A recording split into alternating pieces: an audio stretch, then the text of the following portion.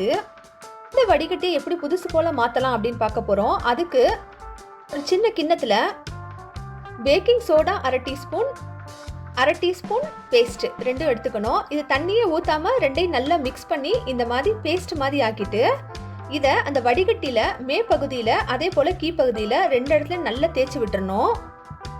வெறும் டீ வடிகட்டி மட்டும் இல்லாமல் நம்ம வீட்டில் இருக்கக்கூடிய பால் வடிகட்டி, தேங்காய் பால் வடிகட்டுவோம் பார்த்தீங்களா, அந்த வடிகட்டி, அதே போல் தண்ணி, சிலர் தண்ணிக்காக கூட வடிகட்டி யூஸ் பண்ணுவாங்க, நல்ல தண்ணிக்கு, அந்த வடிகட்டி, இது எல்லாத்தையுமே இந்த மாதிரி நம்ம க்ளீன் பண்ணிக்கலாம்.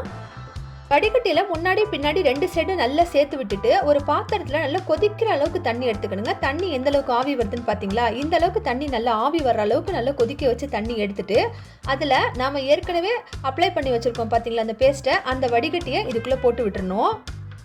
ஒரு 20 நிமிஷம் அளவுக்கு இந்த தண்ணி பார்த்தீங்கன்னா கொஞ்சம் ஆறுற அளவுக்கு இந்த வடிகட்டி இதிலே இருக்கணும் இந்த சுடு தண்ணியில். அப்போ என்ன ஆகும் அப்படின்னாக்கா இந்த பேக்கிங்